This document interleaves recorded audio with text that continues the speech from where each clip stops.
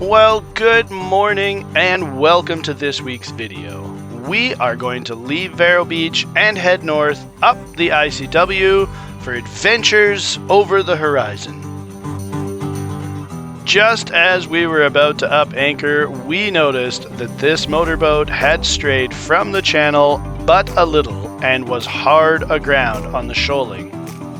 But lucky for him, or maybe unlucky, depending on how you think about it, this vessel took it upon himself to wake the ever-living crap out of the sea tow and motorboat, which, luckily, rocked him hard enough to get off the shoaling, but we heard on the radio a little while later that they had basically ripped one of the rudders right off this boat. Well, back to unanchoring, I guess.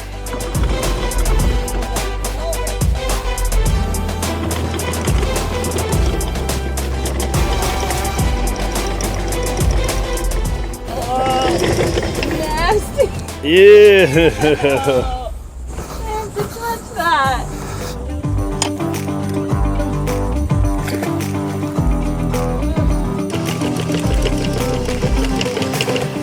Well, after an hour of washing the chain as it came in, we did finally get underway.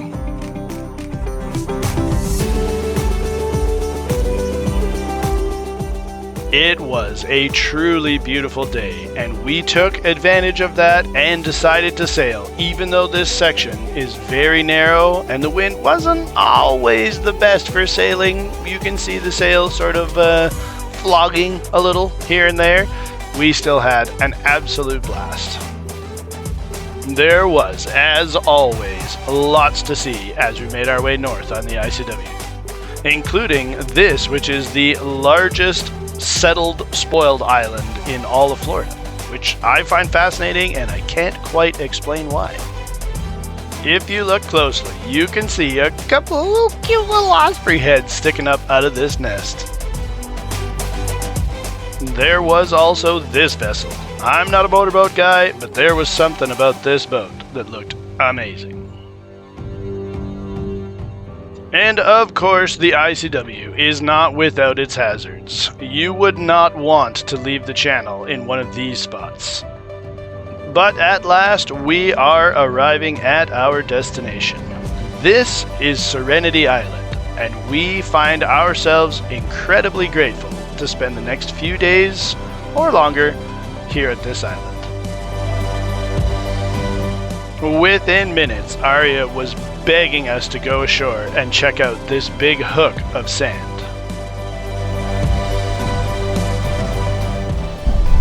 We found ourselves an island, and we're gonna find out if it's cool. Looks cool for me. Are you excited? Yeah! It had been a while since Fort Pierce that we felt like we were somewhere where we actually wanted to get in the water. Within minutes, Arya had keyed in on her mission to scare as many seagulls as possible.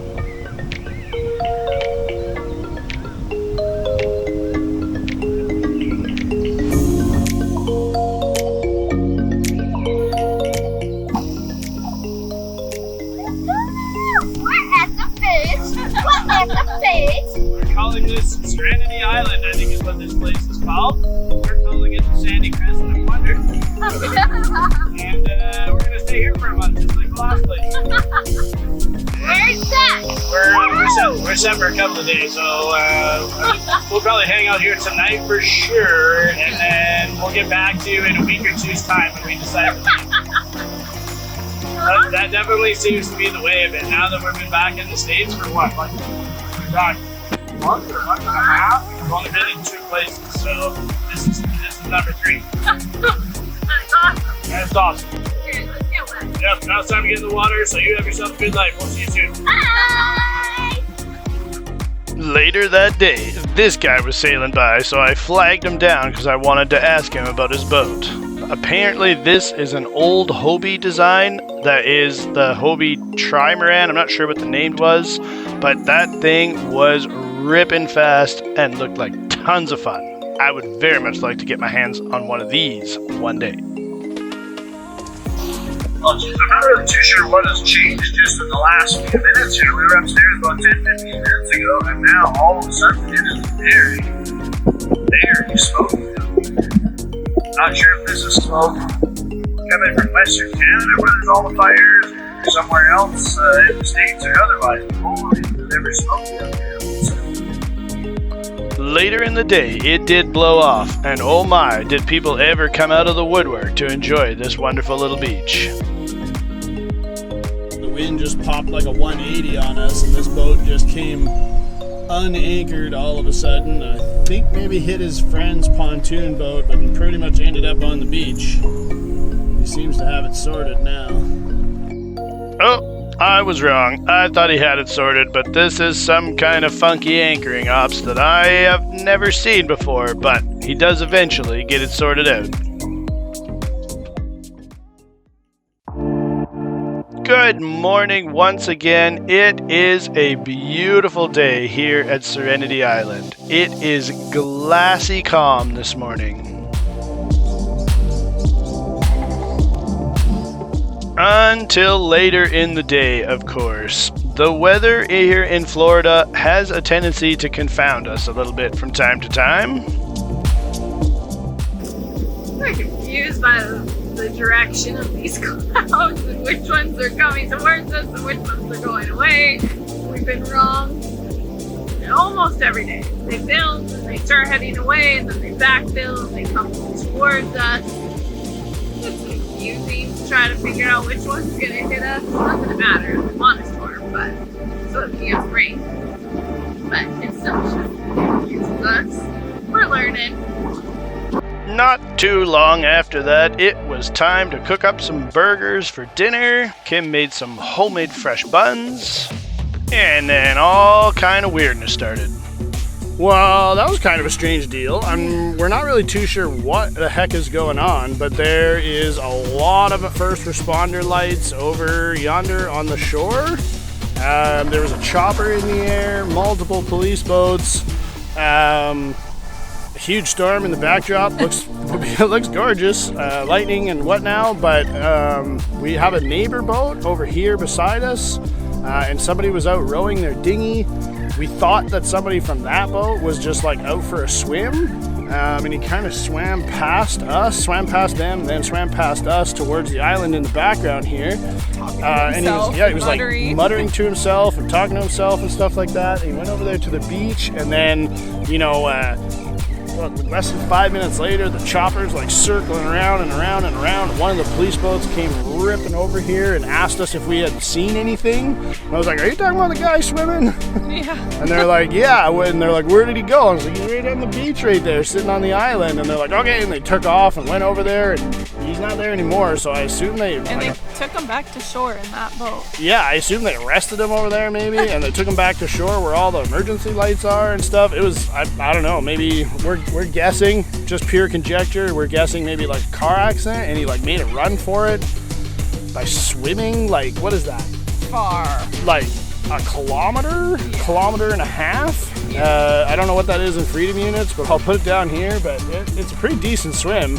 I'm a little bit surprised. I guess I understand why he looked pretty tired when he was swimming by. Aria was concerned enough to be like, "Mom, I'm staying up here to watch him swim." Yeah. She did. She said that. Yeah. Anyway, we don't really know what happened, but yeah, some excitement tonight. That's our best guess. That's our pre-storm excitement for the evening. Yeah. Just when you think you're safe, being anchored out away from. Yeah, no doubt. Ding. So anyway, that was pretty weird. Yeah. So yeah, some excitement for the evening. There you go. Don't forget to like and subscribe for more news on the Indian River. Yeah, no kidding. Weird. Yeah. All right, well, have a good night. Night.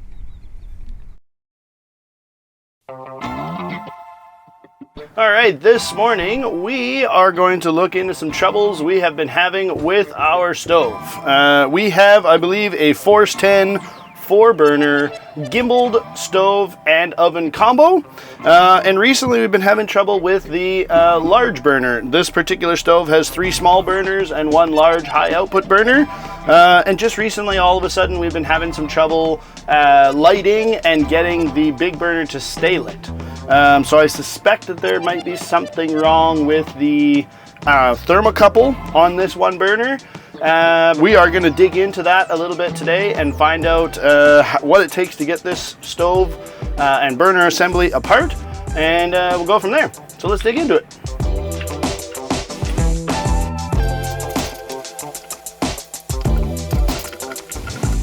And almost immediately I found out that unfortunately someone before me had stripped out the little nut that holds the top cap plate down, so that is going to need to be drilled out, unfortunately.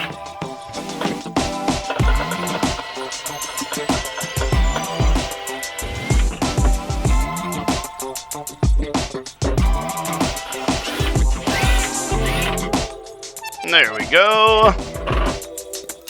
Now a little pliers action to get the stud out. Hopefully if I pull and twist it'll come out.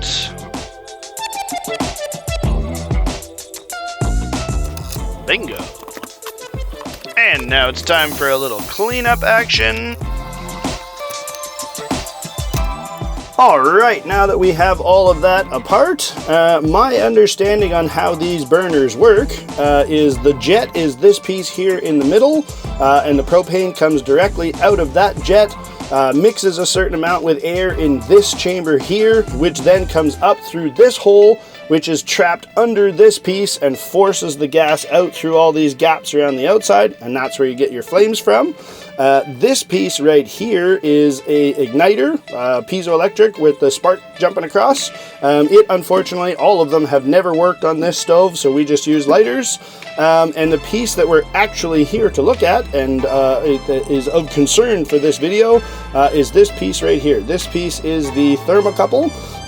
My understanding is there's a certain amount of gas trapped inside of a metal cylinder, which the tip of which we can see right here, and then there's usually a sealed metal tube that runs to sort of a bellows style switch, I guess, on the end. So when this piece gets hot, the air or gas inside expands, which triggers the switch, and that's what allows the burner, or allows the gas to keep coming out of the burner. You bypass all of that by pushing the knob in when you're lighting it, but once that piece gets hot, it mechanically holds the valve open and continues to let the gas through. So once they develop a leak or die eventually, I believe that is what's happening with our stove.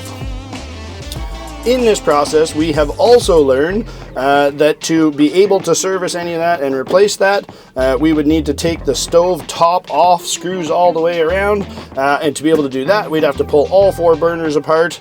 So that is what we will have to do at some point in the future. Alright, well, unfortunately, with all that, we now know how these burners come apart, and it is obvious that the entire stovetop has to come apart to replace the thermocouple, which we don't have yet. So we're going to go ahead and order some parts, and we will get back to this project at a future date. So join us then, whenever that might be. So if you would like to help us buy some stove parts or any number of other things that we may or may not need to buy in the not too distant future, please do not hesitate to check out our Patreon link in the description below. We appreciate our patrons like nothing else. They are literally the lifeblood of this channel, and we thank all of you so much. Yeah. And as usual, at the end of our videos, an extra huge thank you to the names that you are seeing on screen right now for going the extra mile all the time to make sure that we can continue to keep this journey going, as well as continue making these episodes better and better. Yeah. Don't forget to come back when we do get back around. Well, actually, don't forget to come back to all our videos. Yes. But when we get to the video about fixing this stove, don't forget to come back for that one as well, too. Thank you for joining us this week, and we'll see you guys next week. Bye. Bye. Ah, it's hot.